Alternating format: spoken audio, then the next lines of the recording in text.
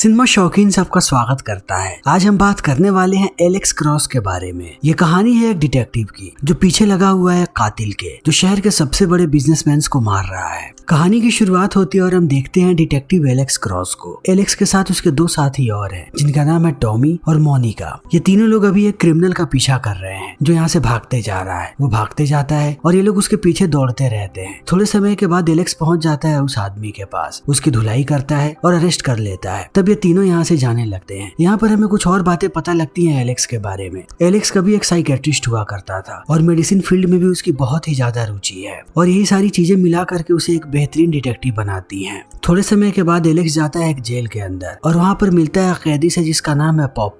Pop एक लड़की है। एलेक्स उसकी मदद करना चाहता है ताकि उसकी जिंदगी बेहतर हो सके। पॉप की उम्र भी ज्यादा नहीं है। जब भी एलेक्स को समय मिलता है वो आकर के बैठता है पॉप के साथ ताकि वो उसे बता सके कि उसकी जिंदगी अभी भी खराब नहीं हुई है, अभी भी वो अपनी जिंदगी को बेहतर बना सकती है। एलेक्स उससे बात करता है, उसके साथ साथ वो उसके साथ शतरंज भी खेलता है। थोड़े समय के बाद एलेक्स पहुंचता है अपने घर पे। तब हम देखते हैं कि उसके घर पे उसकी पत्नी है जिसका नाम है मारिया। एलेक्स का एक बेटा है और एक बेटी है। उसके साथ उसकी माँ भी रहती है। एलेक्स एक फैमिली मैन है। वो ज्यादातर समय अपने परिवार के साथ ही बिताता है। उसके बच्चे उसे बहुत ही ज्यादा पसंद करते हैं। आज भी एलेक्स अपने बेटे के साथ खेल रहा है। तभी यहाँ पर मारिया आती है और एलेक्स को लेकर के जाती है दूसरे कमरे में। वहाँ जाने के बाद कहती है कि मेरे पास तुम्हारे लिए खुशखबरी है। तब एलेक्स भी एक्साइटेड हो जाता है। वो अपनी रिपोर्ट दिखाती है। तब एलेक्स को पता लगता है कि मारिया फिर से माँ बनने वाली है। इस खबर को पाने के बाद वो बहुत खुश हो जाता है। तभी दूसरी तरफ हमें कातिल को देखते हैं जिसका नाम है पिकासो। वो आकर के खड़ा हो जाता है एक पुरानी बिल्डिंग के पास। तभी उसके फोन में एक संदेश आता है। जब वो संदेश को देखता है तब पता लगता है कि ये मैसेज कस्टमर के पास से आया है। जिस कस्टमर से इसकी बात हुई थी उसने अकाउंट में पैसे डलवा दिए और सारे डिटेल्स भेज दिए हैं कि आखिर अब क्या करना है यहाँ पर पिकासो को। तब पिकासो चला जाता है बिल्डिंग के अंदर जाने के बाद वो देखता है कि यहाँ पर अंडरग्राउंड फाइटिंग हो रही है। तब वो चारों तरफ देखने लगता है। इसी बीच उसकी नजर पड़ती है एक लड़की पर जिसका नाम है फैन याओ। वो थोड़ी देर उसे देखता है और आगे बढ़ने लगता है। पिकासो कैसे भी इम्प्रेस करना चाहता है फैन याओ को ताकि वो उसके पास पहुंचे और उसे मार दे। वो जाता है यहाँ के ऑर्गेनाइजर के पास और कहता है कि जो भी फाइटर इस मैच को जीतने वाला है मुझे उससे फाइट करनी है। तब ऑर्गेनाइजर कहता है कि तुम इन दोनों में से किसी को भी नहीं हरा पाओगे। ये दोनों बहुत ही खतरनाक फाइटर्स हैं। लेकिन पिकासो उनकी बात नहीं सुनता। वो ढेर सारा पैसा निकाल करके देता है ऑर्गेनाइजर को। तब ऑर्गेनाइजर भी मान जाता है। थोड़ी देर के बाद हम देखते हैं कि पिकासो अब है रिंग के अंदर। देखते ही देखते फाइट की शुरुआत हो जाती है। जब पिकासो लड़ना शुरू करता है तब दूसरे फाइटर के पास कोई भी जवाब नहीं होता इसके हमले का। देखते ही देखते वो उस फाइटर को हरा देता है और हराने के बाद उसका हाथ भी तोड़ देता है। याओ इन चीजों को बड़े ही ध्यान से देख रही है। वो बहुत ही ज्यादा प्रभावित हो चुकी है पिकासो से। अंत में वो पिकासो के पास आती है और उसे डेट के लिए पूछती है। तब ये दोनों पहुंच जाते हैं होटल में। याओ उसे लेकर के जाती है अपने कमरे में। लेकिन पिकासो के मंसूबे कुछ और ही हैं। वो धीरे धीरे जाता है याओ के करीब। एक वक्त के बाद वो याओ को पकड़ता है और उसके गले में एक इंजेक्शन लगा देता है जिससे याओ पूरे तरीके से पैरालाइज हो जाती है। फिर पिकासो अपने जूते के अंदर से बंदूक निकालता है और उसमें साइलेंसर लगाता है। साइलेंसर लगाने के बाद वो खत्म कर देता है याओ को। तभी दूसरी तरफ हम देखते हैं एलेक्स को। आधी रात में उसे कॉल आता है डिपार्टमेंट से और बताया जाता है कि क्या हुआ है। तब एलेक्स यहाँ से निकल पड़ता है लेकिन वो अकेले नहीं जाने वाला। वो सीधा कॉल घुमाता है टॉमी को। तब हम देखते हैं कि टॉमी और मोनिका ये दोनों एक साथ हैं। टॉमी उठता है और चला आता है नीचे, बैठ जाता है एलेक्स की गाड़ी में। तब एलेक्स कहता है कि तुम जिनके साथ काम करते हो उन्हें कभी भी डेट नहीं करना चाहिए।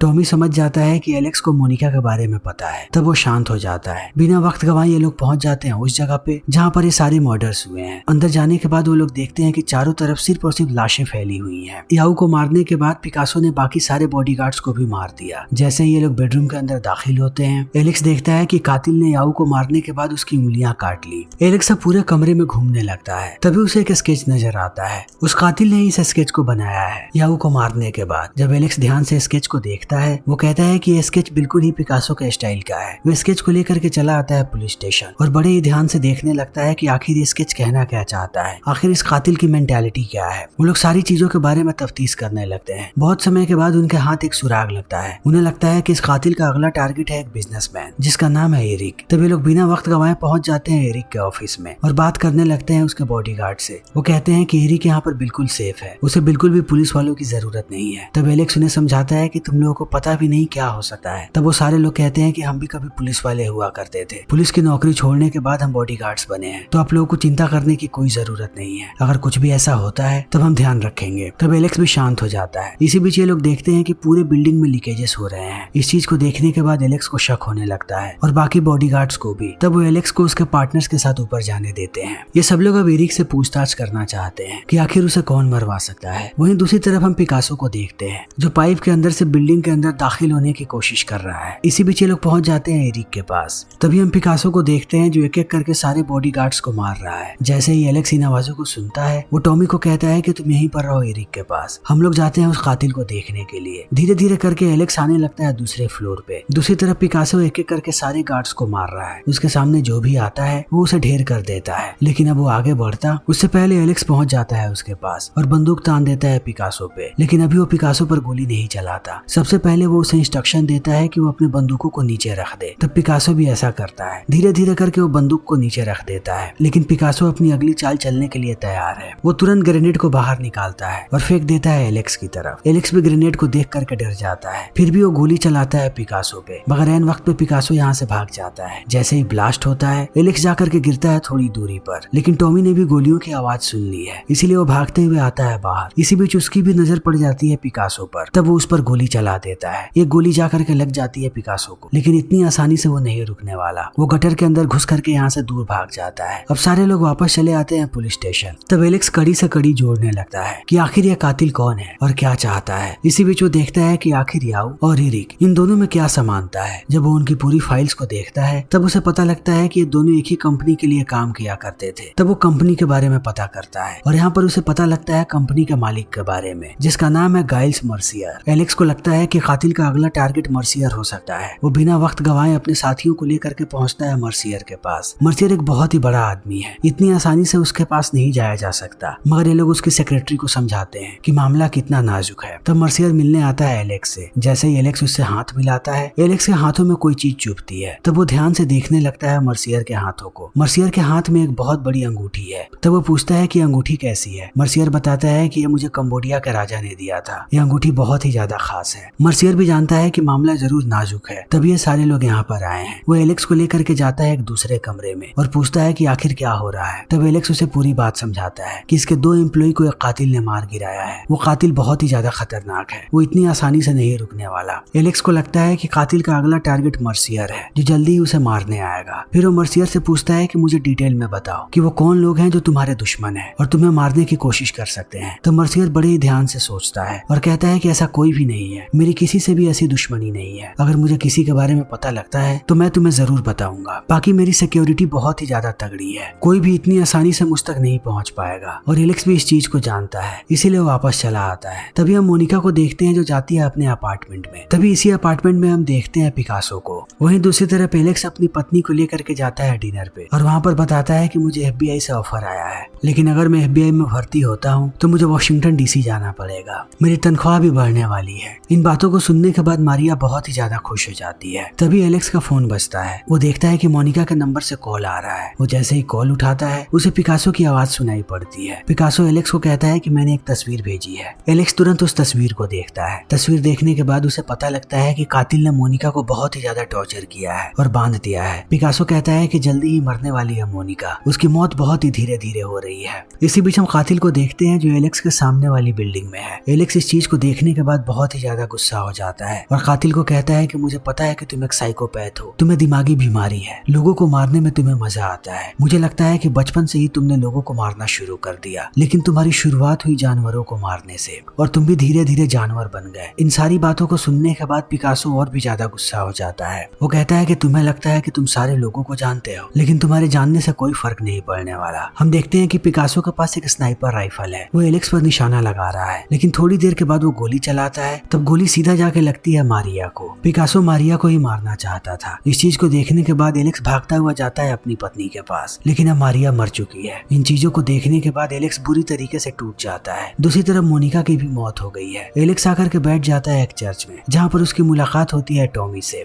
एलेक्स को लग रहा है कि उसने अपना सब कुछ खो दिया, और दूसरी तरफ टॉमी को, क्योंकि टॉमी भी मोनिका से प्यार करता था। इन दोनों की जिंदगी का बस अब एक ही मकसद है कि वो कैसे भी पिकासो को मार गिराएं। ये दोनों निश्चय करते हैं कि चाहे कुछ भी हो जाए, जितनी जल्दी हो सके वो लोग पिकासो को ढूंढ के निकालेंगे। एलेक्स अपने घर वापस आ जाता है। तभी पिकासो कॉल करता है उसके फोन पे और कहता है कि तुम्हें लगता है कि मैंने तुम्हारी पत्नी को मारा है, लेकिन तुमने मारा है अपनी पत्नी को। तुम उसके मौत के जिम्मेदार हो। न तुम मुझे ट्रिगर करते और मेरे काम के बीच में आते, न मैं तुम्हारे पीछे लगता। अब तुमने मुझसे पंगा ले लिया है। तुमने मेरा एक काम खराब किया, मैं तुम्हारी पूरी की पूरी जिंदगी खराब कर दूंगा। इन बातों को सुनने के बाद एलेक्स भी भड़क जाता है। वो कहता है कि जितनी जिंदगी जी सकते हो जी लो, मैं बहुत ही जल्द तुम्हें ढूंढ निकालूंगा और एक बार तुम मुझे मिल गए तब मैं तुम्हें कुत्ते की मौत मारूंगा। एलेक्स अब बहुत ही ज्यादा गुस्से में है। वो आकर के तैयारी करने लगता है कि वो कैसे भी मार गिरा है पिकासो को। एलेक्स की माँ इन सारी चीजों को देख रही है। वो एलेक्स को रोकने की कोशिश करती है कि उसे इस राह पर नहीं चलना चाहिए, इस राह पर सिर्फ और सिर्फ बर्बादी है, मगर एलेक्स उसकी बातों को नहीं सुनता। वो कहता है कि हमें उसे सजा देनी पड़ेगी वरना वो ऐसे ही मासूम लोगों को मारता रहेगा।